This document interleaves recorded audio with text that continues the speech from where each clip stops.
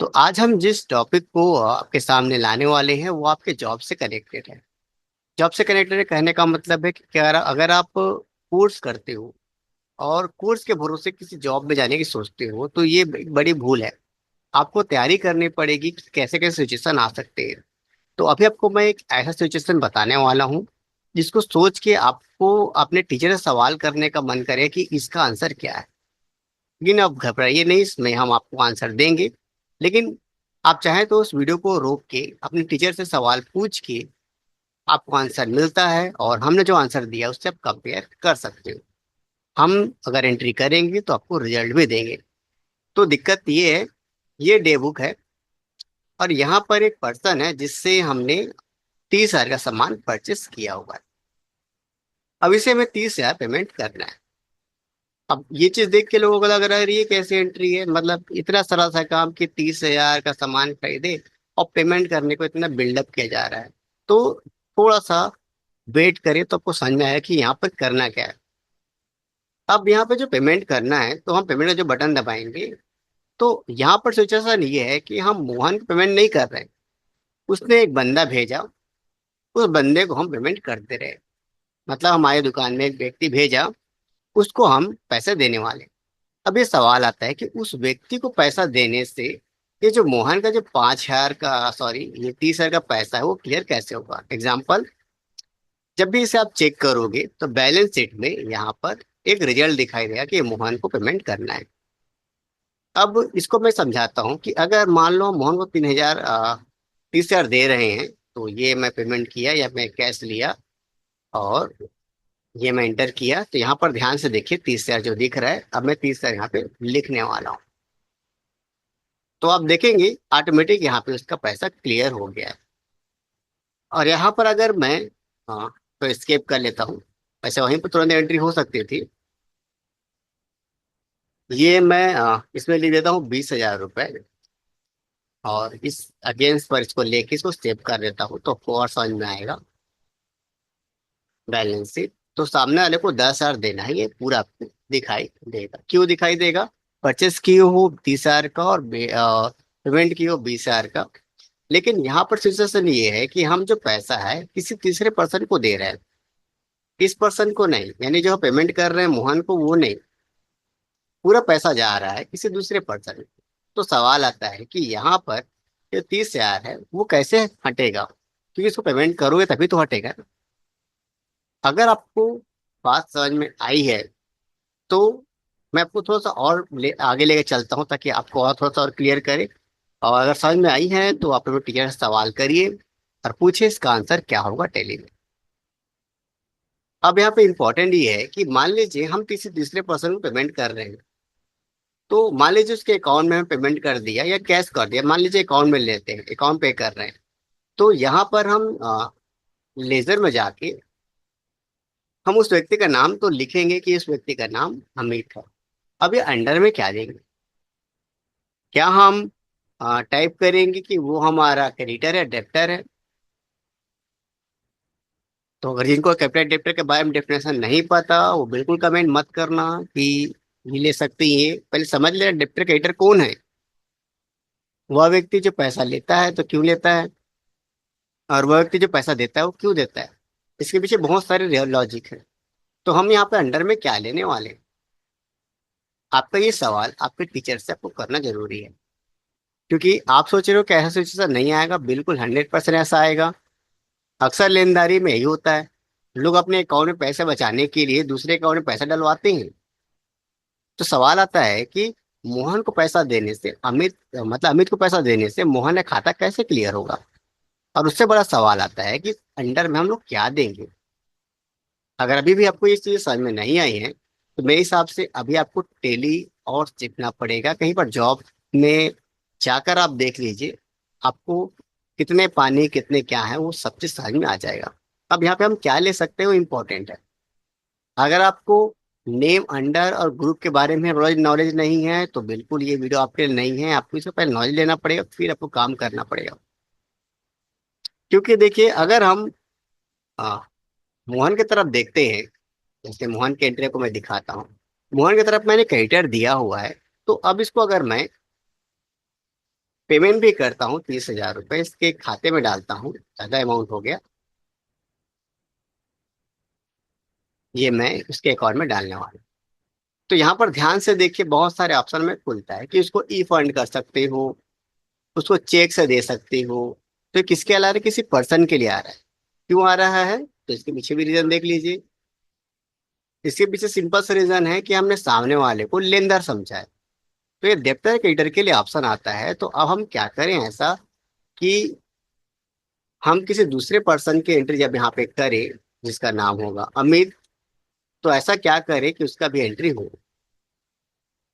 यहाँ पे हम कौन सी एंट्री लें, क्या चीज एंट्री करें, क्या इसको हम एक्सपेंस कहें? तो अमित हमारा एक्सपेंस नहीं है। अमित को दिया गया पैसा एक्सपेंस मान सकते हो। तो मैं चाहता हूँ कि यहाँ पे आप वीडियो को स्टॉप करें और जाके अपने टीचर से, जिससे आप डेली पढ़ते हो, अब हम ये चीज इसलिए नहीं कह रहे हैं कि हम किसी को आ, छोटा बड़ा या फिर वो कम सिखाता है, ऐसा नहीं बोल रहे हैं। ये हमारे जॉब में आता है। आपको इसके बारे में जानना जरूरी है, पूछना जरूरी है। कभी न कभी किसी न किसी दिन ये वाला ऑप्शन तो आएगा कि भैया इसका पेमेंट किसी दूसरे को कर दो। वो बंदा आया, अपने अकाउंट में स्कैनर डलवाया, पेमेंट करके लेकर चला गया। तो अब अमित को पेमेंट करने से मोहन को पेमेंट कैसे क्लियर होगा? अगर आपको ये नॉलेज भी है कि चलो पेमेंट कैसे क्लियर हम करा सकते हैं, इंपॉर्टेंट है अंडर में हम क्या देंगे।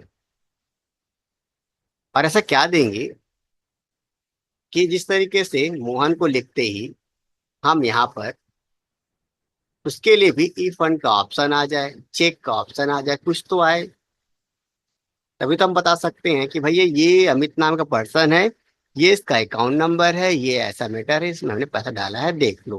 कि हमारे पास रिकॉर्ड होना चाहिए ना, कैसा नहीं कि छोड़ दिए। तो अब हम इन सवाल को समझते हैं। तो पहले फिलहाल से बिल्डअप कर लेते हैं। देखिए, एंट्री के नाम पे हमारे पास ये एंट्री है, परचेस, और बैंक की एंट्री, और एक कैपिटल की एंट्री। और बैलेंस में हम देखते हैं तो हमारे पास 30,000 देना है, वो क्लियर है, देना ही देना दिख रहा है। तो इसके लिए सेटअप करना है हम लोग को अपने एंट्री में। सेटअप क्या करेंगे कि सबसे पहले आपको अकाउंट पेमेंट कर रहे हो तो अपना बैंक सेलेक्ट करो जिससे पेमेंट कर रहे हो। उसके बाद यहाँ पे क्रिएट में जाके उस व्यक्ति का नाम आप लिखो। लेकिन मैं आपको सबसे अच्छा बोलूंगा कि आप यहाँ पे पेमेंट लिखो,